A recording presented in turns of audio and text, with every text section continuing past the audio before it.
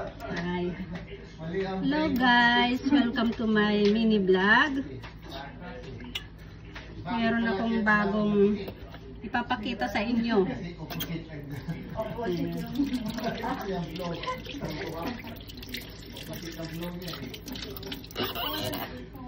Tingnan nyo to. Nakita mo yung bagong kailan nila Dariel? Ito, may bago kaming ito oh. Ito siya oh. Ito ay ano, binili namin kaninang umaga. Buhay na buhay kanina ito siya. Tingnan nyo kung gaano kalaki yung ulo niya oh, may mata siya oh. Oh, ganyan siya. Kung hindi mo alam ito, nakakatakot. Ayan, ayan mga guys. Oh. Dito kasi sa amin, maraming ganito kasi malapit kami sa dagat. Galing lang ito sa malapit sa amin. Ito siya. Ano siya eh. 4 na piraso. Pero hindi ako kumuha ng ano, yung mga malaki kasi mahirap yung lutuin. Lalo malalaki yung ganito niya. Oh, parang mata-mata niya. Ito. Oh. Tingnan niyo yan oh. Ang lalaki ng mata niya. Ayan. Tingnan siya mo. Ito ay octopus sa English niyan. Ayan. Kurita sa amin, sa Ilocano. Kurita.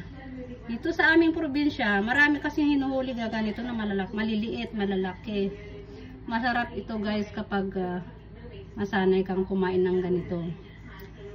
I-boil mo lang ito ng 15 minutes. Then, ikat mo ng maliliit. Igisa mo sa kamatis at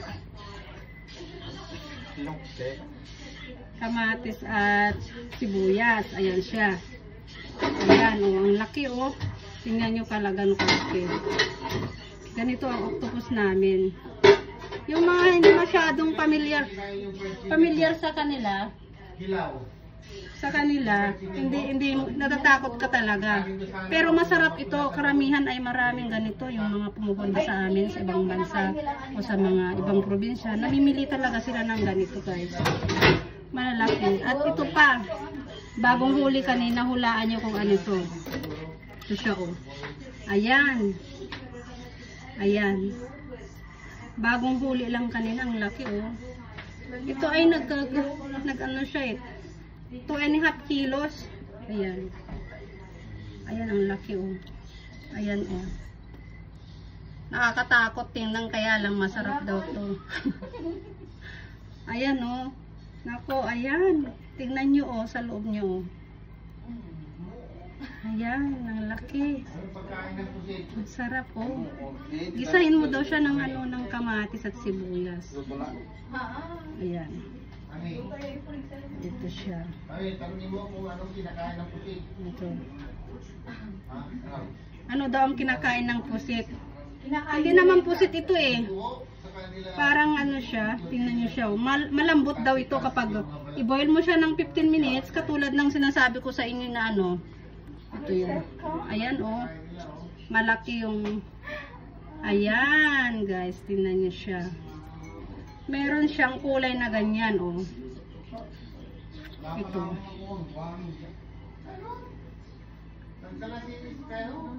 Ayan. Ayan.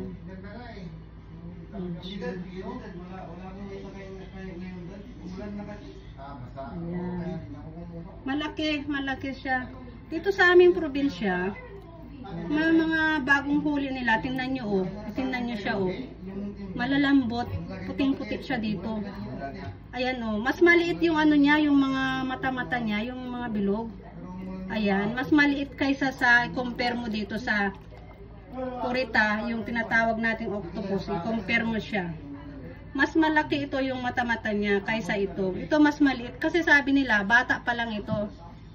Bata pa lang daw ito. Kaya sabi nila na malambot pa, kahit pakuluan mo lang siya ng 15 minutes, iwain mo na, lutuin mo na, at ito, lalambot na siya.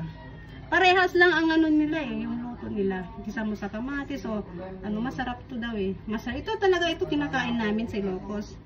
Yan, bata pa lang ako, kumakain ako ng ganito. Ayan o. Ayan, kasi yung tatay ko kumukuha siya dati ng ganito. Ito siya.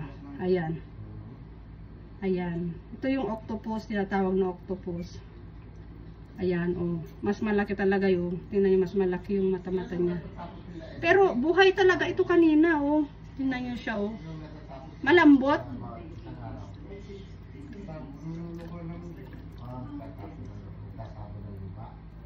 Ayan. May isa pa. Ay, meron ako ipapakita oh. Tingnan nyo yan oh. Parang ano siya oh. Ayan oh.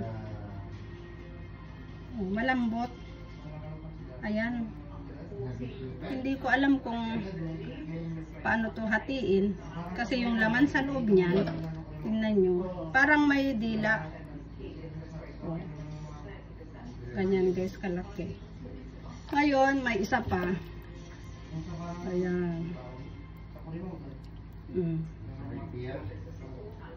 Ngayon, ang gawin natin ngayon ay hugasan ko para mailagay sa freezer. O gusto mo nang iluto, pwede nang lutuin dahil bagong huli lang.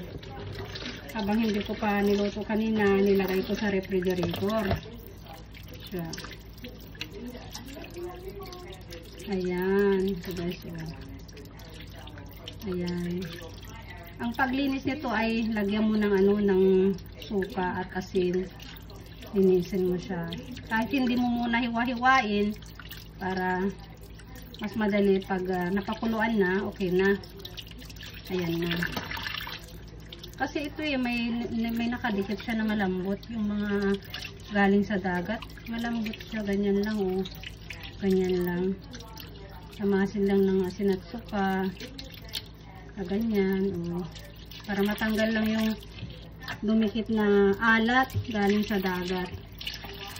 Ayan, ganito siya. Pero ito talagang ano na. Ito yata yung mata niya eh. Yan yung black sa loob. Ayan. Mata yata yan o ano man. Pero malambot siya. Mas baby. Parang baby siya eh. Ayan o. Lalaki pa daw ito eh. Sabi nila lalaki pa. Mag-aabot daw ito siya ng 10 kilos to 5 kilos. Yung kalakihan niya.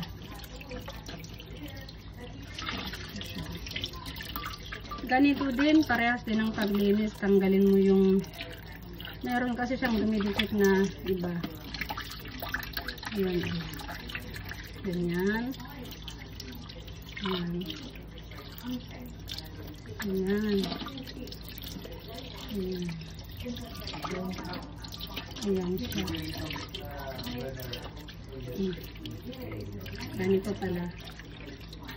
Puting-puti siya dito para siyang ano, ayan. Ganyan pala.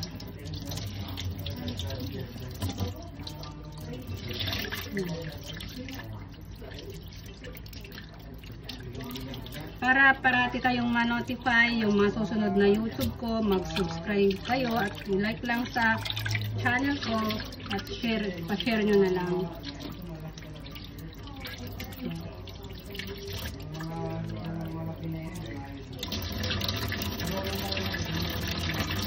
Ito yung pinakamaliit.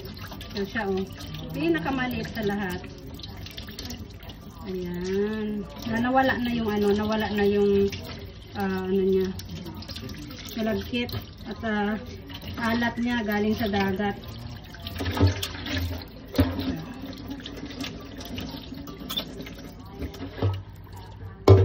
So, isang beses pa guys, isang beses ko pa siyang hugasan bago ko ilagay sa refrigerator or freezer. Ito mas maganda sa freezer kung gusto mo pang matagalan. Pwede mo siyang ilagay sa freezer. Kung gusto naman pang bukas, ilagay mo lang sa refrigerator para kasi tumitigas to eh.